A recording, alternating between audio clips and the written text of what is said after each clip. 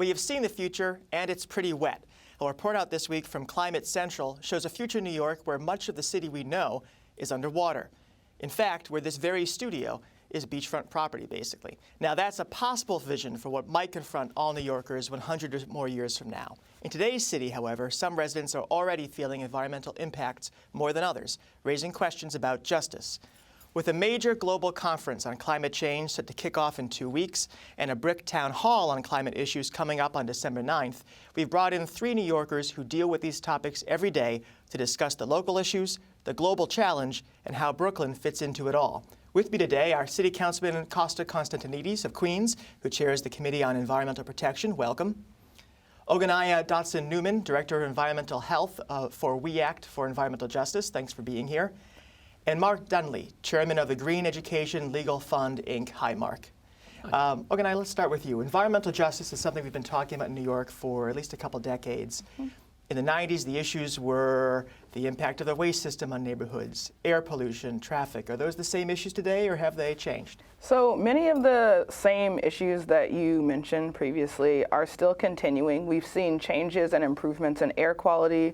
We've had a really great solid waste management plan that has been negotiated with environmental justice groups at the table. And so we recognize that tiny steps toward progress have really continued. But one thing that has come up is how the climate crisis has exacerbated and really made many of these communities that were vulnerable in the first place even more vulnerable. And we saw that during Hurricane Sandy. So we're starting to look at and really talk about in a more in-depth way community resilience in the face of climate change, how we can start to think about communities being resilient and developing microgrids and other ways to support each other. And then in addition to that, we start to think about how does housing and health really come into this play as we think about resilience after climate change, and as we begin to understand that if our air quality in the outside is improving, what are the things that are still driving some of these health disparities that are deeply impacting environmental justice communities within the 5 boroughs and even outside of New York City. So, Councilman, one of the many things on the committee's plate, the Environmental Protection Committee, is this idea of creating a reporting mechanism for the city to monitor and report on environmental justice communities. What are they, and what is that proposal about? I mean, climate change is the great challenge of our generation. We need to do a much larger job to ensure the future of New York City, as you talked about. We've set the goal of reducing emissions 80% by 2050. We've worked with the mayor on his One NYC plan, and he's talked about a lot of these different ideas on how we move forward on environmental justice, but we have to do more. We know that number one reason a child goes to the hospital under 14 with asthma. We see that in many communities. So regardless of race or gender, or no matter who you are, understanding communities, understanding what the challenges are in individual communities, and how we build infrastructure, build green space, and create sustainable and resilient communities has to be part of our agenda. So that's what these bills are intending to do, and that's what we're looking forward to having a hearing on in the future. So, Mark, at one point in our history, recent history, it was perceived that the larger environmental community and the environmental justice community weren't always on the same page, had different priorities, and maybe even some tension between them. Do you think that the threat of climate change has overcome that, and are they in fact sort of fully overlapped now? Well, I think it has helped overcome it, and I do think that people understand that not only here in New York, but throughout the world, the people most at risk from climate change are poor people and people of color. And so I think it is a much more conscious effort to try to make sure that those voices are heard. And we saw that certainly here in New York City with Hurricane Sandy, trying to make sure that the people most impacted, had some say both in the type of rebuild that was done, but also in trying to ensure that they were hired and trained for the jobs in that rebuilding process. So I think the concept of both a just transition and equity is much more part of the everyday conversation about climate change. So the Paris conference that's coming up, tell us what that's about. How does that fit into, we've heard about Kyoto, Copenhagen. What are we hoping to see in Paris? Well, this is sort of an end of a long process, and obviously the tragedy in Paris recently, along with a lot of other unfortunate killings, has overshadowed it. But one of the organizations I work with is 350.org, Bill McKibben started. And the reason why it's called 350 is to try to keep carbon emissions below 350 parts per million in order to avoid catastrophic climate change. We're at 400. parts per million already. We're already way past 350. So we're trying to figure out if the world will commit to reduce greenhouse gas emissions to a livable level. Many groups actually say that the 2-degree centigrade rise, which had been the cap and which the United States is pushing, should be lowered to about 1.5 degrees, particularly if you want to help out Africa and parts of Asia. But the head of the United Nations is saying that right now the commitments that have been put on the table leading into Paris wouldn't even get us to 3 degrees as a cap. So that's quite a big problem. And then the other issue is that the developing world needs financial assistance from the rich countries who have blown through the carbon bubble in order to make that transition to renewable energy. And I think like a lot of these meetings, the real fight will be after the meeting, and what do we do in the United States, what do we do in New York State, what do we do in New York City to take some leadership. And we, of course, want New York City to be a real leader. Some things, good things have been done, but we would like to see New York City commit to 100% clean energy in the near future, say 2030. Let's talk about the local politics, because it's not just a scientific issue. Whatever comes back from this conference, whatever President Obama proposes in terms of reductions, aid for the developing world, there's a political issue to be solved there.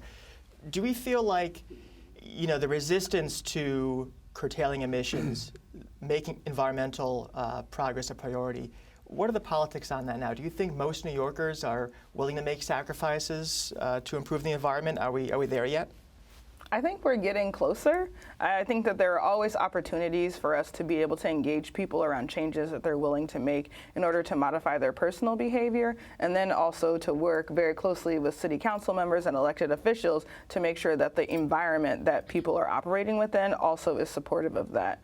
And one thing that we're really excited about, We Act for Environmental Justice has undergone a planning process to really work with community members, community-based organizations to put together a Northern Manhattan Climate Action Plan. And so in that we say, yes, there are people in Harlem, there are people in Northern Manhattan that are very interested in finding ways like microgrids, community resilience hubs, and other pieces of infrastructure that could be put together and that we could possibly find funding for and policies to be supportive. And so I think that we're getting there, and we've seen that with some of the large climate marches that have happened, with the ways that environmental justice communities have also been able to partner with mainstream environmental organizations. And I think if this momentum continues to go, we'll start to see kind of like folks really stepping up in lots of ways to not just change their personal behavior, but to also put pressure on our elected officials to be able to make the changes in terms of policy. Elected officials, Mayor de Blasio followed a mayor that was famous for his environmental concern. Plan YC was one of Bloomberg's, sort of legacy issues. There was a perception that de Blasio was less committed to the environment as a policy priority, given that he only has so much political capital.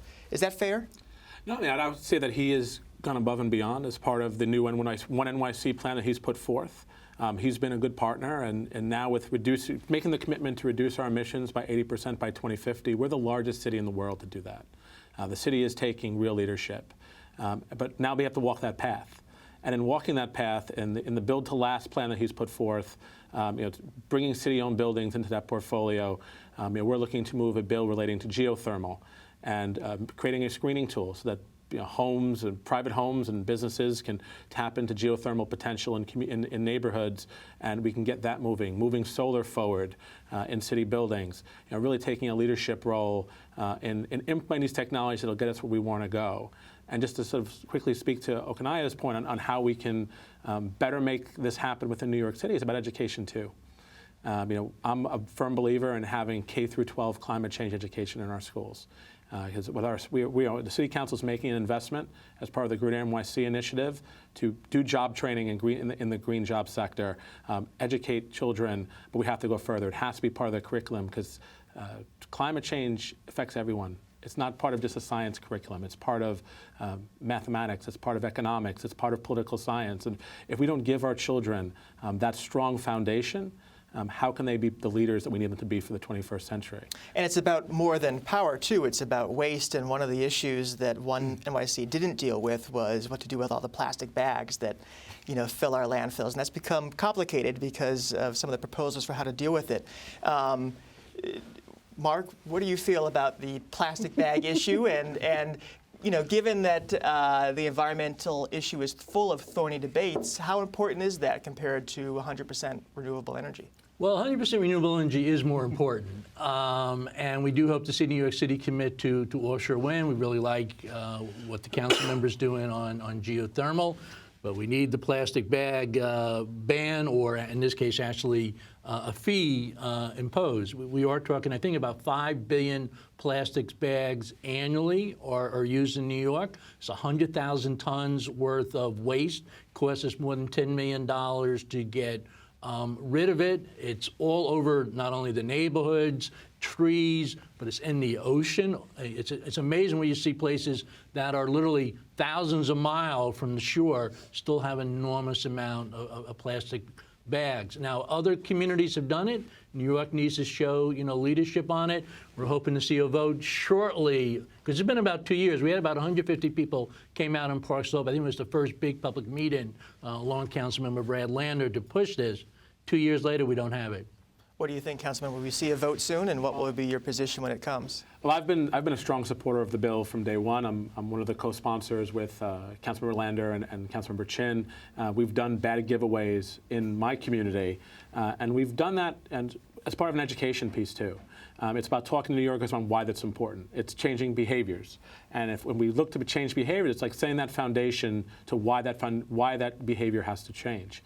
So the plastic bag, it's like, look, it's bad for the environment. It doesn't biodegrade. The cloth bags are reusable. They're good for the environment. And so teaching those, giving people that information has been a great tool, because the more I talk to people about the plastic bags, the more they're taking the cloth bags, the reusable bags from me and saying, Councilman, we're with you, we support you, we want to see this move forward. Any merit to the concern that a tax on plastic bags would be regressive and would hurt poor people disproportionately? Well, I worked for the Hunger Action Network for 30 years, and so we represented the food pantries and soup kitchens throughout the state. The solution to poverty is not to stop the plastic bag ban, it's to raise the minimum wage, it's to create living wage jobs. I was very impressed with the people who put this bill together, actually exempted people who are making purchases with food stamps, now called SNAP, or with WIC. And there's so many bag giveaways that there are a lot of options. Like I showed you my bag previously. I'm going to the grocery store after we get out of here, and I just brought the bag along with me. You can get these little ones you can put in your pocket that you can carry with you. It's just a change of behavior, and a lot of other places have done it. It works really well once you do it. It's just, you got to stop for 5 seconds before you leave. Am I going to go grab something today on the way home from work or from school? Let's bring my little disposable bag with me. Yeah, and I think that some of this also really relates directly to us thinking about a very comprehensive policy around solid waste. So how can we also get toward, I know there have been some pilot programs around composting, getting people more engaged in recycling, and I think that San Francisco also just passed a very comprehensive and effective zero waste plan. And so I know that a lot of the EJ groups that have been really working and talking about this are saying, okay, we've started these initial steps and really moving forward with the composting pilot programs in schools. We've started talking about how, these plastic bags have an impact in many other places. How can we get a zero waste policy that also looks at reducing just the amount of waste that New York is using? Because we can make a really big impact on the market if we also start to modify some of the ways in which we think about even the packaging of things that have been coming. So a lightning round to end, actually, just because it's a huge issue and climate change is so overwhelming. Yeah. What's one thing that an individual person can do today that would make an impact on climate change? If someone came to you for advice, what's one thing? If someone came to me for advice, the one thing that they can do to make an impact on climate change, I would say, is to really think about ways that they can curb the individual emissions that they have, and in addition to that, work with and join in community-based organizations that are doing advocacy. You have We Act, you have Ironbound Community Corporation, you have the New York City Environmental Justice Line, Uprose. Everyone is doing work to really be able to lift up the voices of community members to get to that systemic level, while you can also look at the individual emissions that you may have with individual light bulbs, things like that. Councilman, how will you reduce your footprint today? Well, I already did by taking the train here. All right, check that box. But I think it's again about changing personal behaviors and looking at what they can do, getting involved locally and raising their voice, and most importantly, speaking to their elected officials and opening this dialogue and making sure that everyone on the spectrum, not just here in the city, not just in the state, but on the federal level as well, understand what's at stake here. climate change is a serious issue, something we have to take seriously on all levels of government. And too often we see on the federal level, at least, not here so much in New York City, but throughout the country, that we're running into roadblocks with those that don't believe climate change is real. So raising their voice, talking to their friends and relatives in other states, and making sure that we spread that message. And Mark, we know you have your plastic or your tote bag, and you're going to go shopping afterwards. So, so you're spoken for. Thank you all so much for being here. Offshore wind is my one thing. Offshore wind as well, right? Start blowing.